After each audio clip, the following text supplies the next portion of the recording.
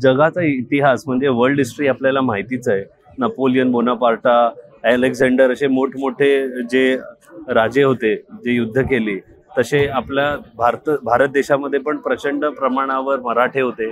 तसेच आपल्याकडे यशवंतराव होळकर नावाचे जे मराठे होते ते त्याच काळात होते.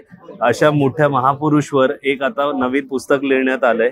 तर हे पुस्तक लिहिलंय यशवंतराव होळकर याच्यावर आपल्याला मयूर सूद यांनी. तर त्या पुस्तकाविषयी आपल्या मराठी मूळ तर्फे तुम्हाला काय सांगे, काय आहे त्या पुस्तकात, काय ते कादंबरी आहे, काय आहे त्या पुस्तकाबद्दल थोडी माहिती द्या. सर्वप्रथम आपण साहित्य संमेलनासाठी दिल्लीमध्ये जमलेलो आहोत.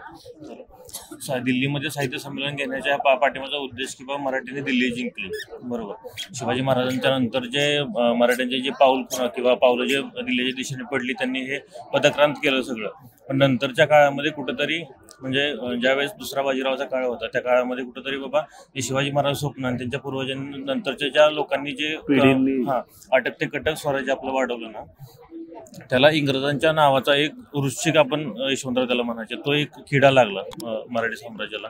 आणि त्यांच्यापासून जर आपल्याला ह्या स्वराज्याला वाचवायचं असेल नाही का, त्यावेळेस जर सगळ्यांनी एकत्र येऊन त्यांच्या विरुद्ध लढा दिला पाहिजे. हे आद्य स्वातंत्र्यवीर जर कोण असतील तर ते महाराजा यशवंतराव होळकर होते. हे शेवटपर्यंत जे पूर्वजांनी टिकवलेलं स्वराज्य होतं त्यांना वाचवण्यासाठी, त्यांना वाढवण्यासाठी सगळ्यांनी एक दलाने येऊन लढा द्यावा ह्यासाठी प्रयत्न करत त्यांनी इंग्रजाबद्दल लढा दिला.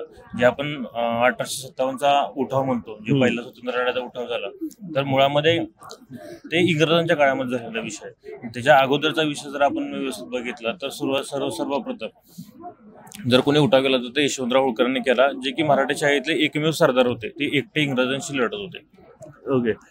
जसं तुम्ही आम्हाला त्याचं प्रेमाइस दिली, एखादा असा किस्सा, एखाद्याशी घटना त्या पुस्तकामध्ये तुम्ही त्यांच्याबद्दल लिहिली, जे तुम्हाला जसं आपण प्रोमो म्हणतो कुठल्या ह्याचा, तो जर सांगाल. सुरुवातीला बघा, यशवंतराव होळकरांचा म्हणजे त्यांचं ज्यावेळेस हे सगळं सुरू झालं त्यावेळेस वय होतं 17-18 वर्ष.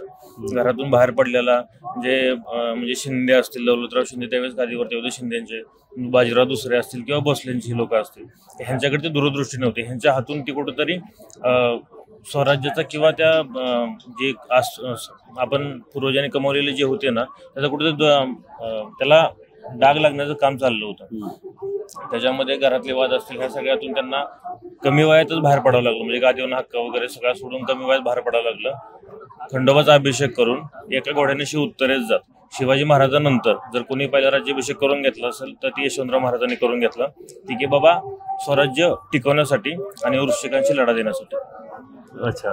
तर जर हे पुस्तक वाचायचं असेल तर हे कुठे मिळू शकेल? त्याचं झालंय प्रकाशन, काय याची? हो, प्रकाशन झालेलं आहे. आणि हे पुस्तक अमेझॉन, फ्लिपकार्ट किंवा बाकी कोणत्याही नाव महाराजा हिंद नावाचं पुस्तक आहे. ते पब्लिश झालंही आहे. तर मराठी मूळचे जे कोण व्ह्युअर्स आहेत हे पुस्तक नक्कीच वाचा. जसं तुम्हाला छावा सिनेमा आवडला तसंच ही पण एक खूप हिरोईक स्टोरी आहे. खूप कमी वयामध्ये एवढं मोठं धाडस करणं, साहस करणं, आणि आपल्याला आपल्या शालेय इतिहासामध्ये ज्या गोष्टी नाही सांगितल्या त्या सगळ्या या पुस्तकात आपल्याला वाचायला मिळतील. आणि ही एक रिअल स्टोरी आहे, तर इट इज नॉट फिक्शन. तर मराठी मूळ सोबत बोलण्यासाठी खूप खूप खूप खूप धन्यवाद. आणि हे पुस्तक खूप जास्त लोकांपर्यंत जावं, वाचावं आणि ह्याच्यावर पण एक सिनेमा निघावा ही आमची मनापूर्वक इच्छा.